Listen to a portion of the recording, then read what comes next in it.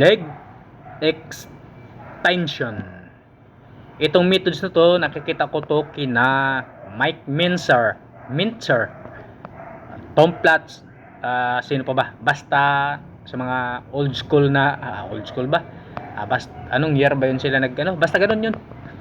Tapos ito nga, dahil tatlo nga kaming kasabay-sabay mag-legs, kasama na to si Vanessa. Kung ano yung workout namin, yun din yung workout niya. Walang patawad to. Ito naman kagandahan dito, hindi to umaayaw eh. Lumalaban to, kaya ito talagang mga ganitong tao yung may tendency o malaki talaga yung posibilidad na mag-improve kasi di umaayaw eh.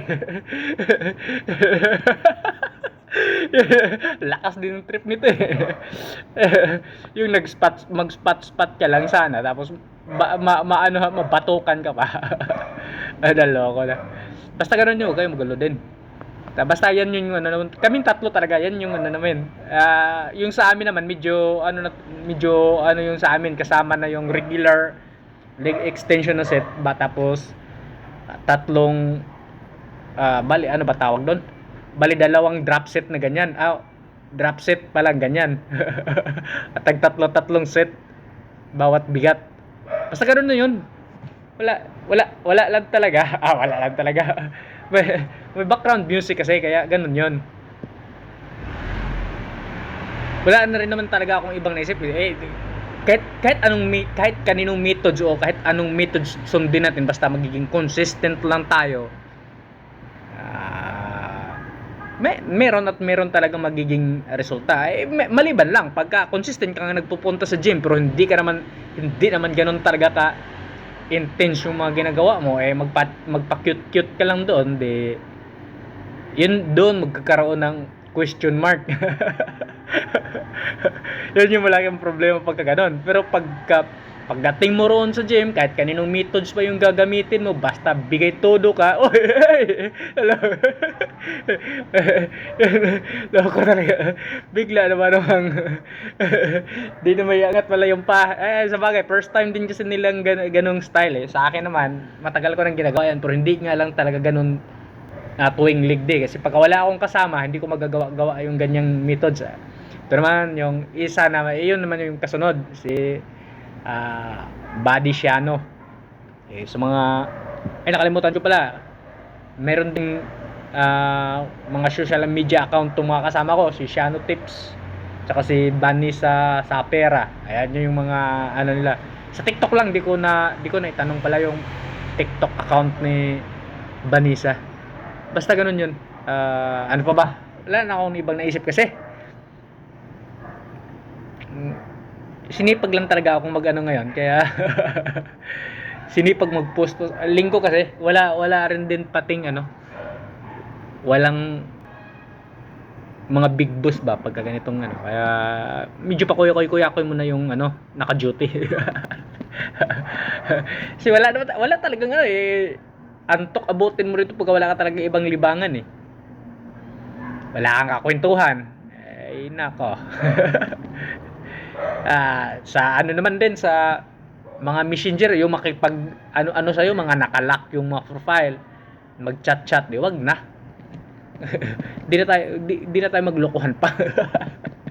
Gustong-gusto yung magkaroon ng kakwentuhan o tapos sobra naman pala kayong ba tawag doon? Sobra kayong naka-privado. Dapat ganyan. Doon lang din kayo sa mga nakalock din yung mga profile or account, mag-chat para parehas kayong magkalukuhan. yan yun doon. Tsaka sa mga nagpe-friend request pala na mga nakalock yung profile kahit dito o kahit saang social media site, manigas kayo. Hindi kami. Bakit kami? Ako lang pala. Hindi ko yon, hindi ko tawag nito, hindi ko ina-accept. Yun na nga. Sobrang privado yung pagkatao tapos gusto nyo makipag-sosyalan dito sa social media. Paano ba? Ang gulo lagi. Ang gulo talaga. Makipag-social media. Yun. Kaya rin magulo. Ay, nako, wala na talagang magawa. Tapos ito na nga, sunod na workout day ko pala. So, workout day. Sunod na workout ko sa Biyernes na naman ulit. Bali, pahinga ako ng 5 days. Kasi yun na nga, isa sa mga napansin ko nung simula 2018 hanggang nitong 2026 na tuloy-tuloy yung workout ko, parang tawag doon, parang pagod talaga yung katawan ba. Gusto ng utak kong mag-workout pero pagka pinagpapawisan ako, hikab na ako ng hikab. Yun yung siguro yun yung sign na sobrang pagod na talaga yung katawan. Yung utak kasi nandoon na eh. Kumbaga nagiging habit na, nagiging ano pa bang ibang mga term diyan na pwede nating gamitin. Basta yung katawan mo yung utak mo gustong-gusto magpunta sa gym. Ang problema lang, yung katawan mo naman yung ayaw na. O yung, ayun na nga sinasabi ni Mike Minzer, na yung central nervous system mo daw, ano na talaga, hindi nakaka-recover.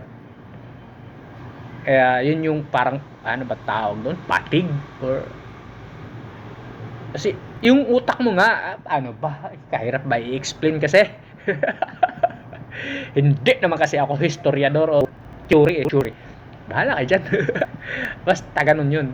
Yun yung malaking problema doon. Kasi, yun nga, na ano ko, warm up, okay pa. Pero pagka pinagpapawisan ka na, magkaroon ka na ng isang regular set na hard set, yun na yung kasunod doon, hikab ng hikab. Yun, meron nung nakakwento, sabi na, siguro dahil kulang sa tulog.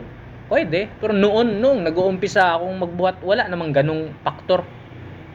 Kasi yun nga, hindi pa ganun ka ano yung katawan kaya pang hindi pa ganun ka bugbog ba kumbaga. Yun kasi simula ba naman 2023 nag hard cutting na ako, tuloy-tuloy yung laro ko hanggang nitong 2025 nung September 20. Doon ko na naramdaman nung pagbalik ko, pag nagbubuhat, yun na nga, sa halip na ano, parang pinagpapawisan ka na sana, nakapag isang regular workout ka na, hihikab ka na ng hihikab. Nitong yun na nga, nitong huli, kailan ba ako nag-start? March ata. Starting ng March, parang yun na yung ginawa kong pattern kasi nagkaroon din ng bagong kapalitan. Yung kapalitan ko medyo late na rin dumarating. Pag uwi ko, gabi na.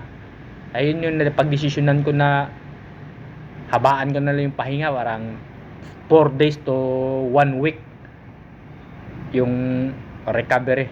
Nitong huli, hindi ko na naramdaman yung ganun na humikab-hikab. Dahan-dahan na nung balik ko. Haba-habaan ngayon, kaya ngayon panggabi na naman ako, ayaw ko munang magbuhat.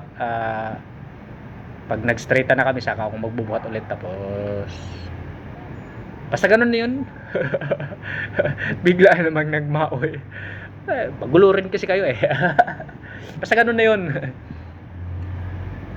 Ano ba yung pinagngangawa ko? Hindi naman konektado to dito sa workout. Basta ganun yun. Kasi wala naman talaga akong balak na magsalita ng kahit ano to. Kasi sobra-sobra na nga informasyon sa social media.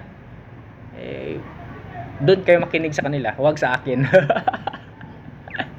Hihi.